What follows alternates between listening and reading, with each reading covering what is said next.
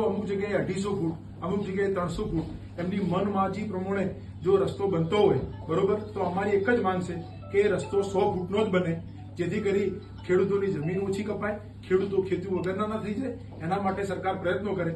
પછી બીજો નંબરમાં કે સાહેબ એની અંદર આ રસ્તાની અંદર બીજા ખેડૂત ખાતેદારોમાંથી ખેડૂત નીકળી જાય છે. એને આજે રજૂઆત કરાઈ છે.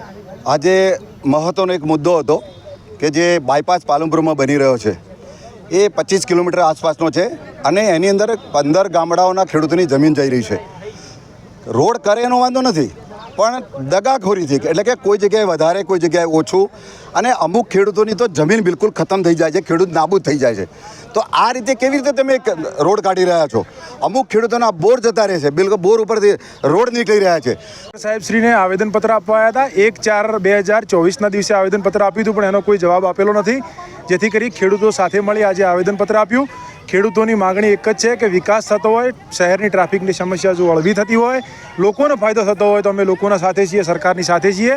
અને એ બાયપાસ બનાવો, પણ જે જગ્યા ઉપર 250 ફૂટનો, અમુક જગ્યાએ 300 ફૂટનો, અમુક જગ્યાએ 200 ફૂટનો, આવી રીતે રખડતો જે રોડ બનાવે છે એની અંદર ખેડૂતોનું કહેવાનું એમ થાય છે કે ભ્રષ્ટાચારની ગંધ આવે છે, આમાં દાલમાં કંઈક કાળું છે.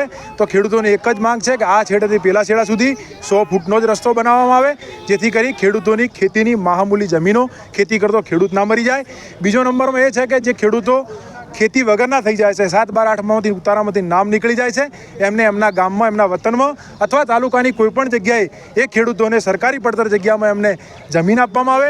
અને ત્રીજો નંબરમાં એ છે કે ખેડૂતોના 60 થી 70 બોર જાય છે. બોર મહા મુસીબતે બનાવ્યા છે, નહેર સિંચાઈની કોઈ સગવડ નથી, ધૂણા ઉડે છે. બોર કઈ રીતે બને એ ખેડૂતને જ ખબર છે. ખૂબ દુઃખ વેઠી 20 ટ્રાયો માર્યા પછી બોરમાં પાણી થયું હોય 20-25 ફુવારાનું. તો સરકારને અમે એ પણ રજૂઆત કરી છે કે આવનાર સમયમાં ટેકનોલોજીનો ઉપયોગ કરી, કોઈ પણ અધુનિક ટેકનોલોજીનો ઉપયોગ કરી બોર બનાવી અને ખેડૂતોની આજીવિકા ચાલુ રહે, એના માટે સરકારે પ્રયત્નો કરવા જોઈએ. અને આ જો પ્રયત્નોમાં અસફળ રહેશે ખેડૂત, તો અમે ઉગ્રમાં ઉગ્ર આંદોલન સાથે મળીને કરીશું. કેટલા ખેડૂતોને જમીન જાય છે? ખેડૂતો લગભગ 70 થી 80 ખેડૂતો છે, એમની જમીન જાય છે. કેટલા કિલોમીટરનો બાયપાસ? આ બાયપાસ 20-25 કિલોમીટરનો 25 કિલોમીટરનો બાયપાસ છે.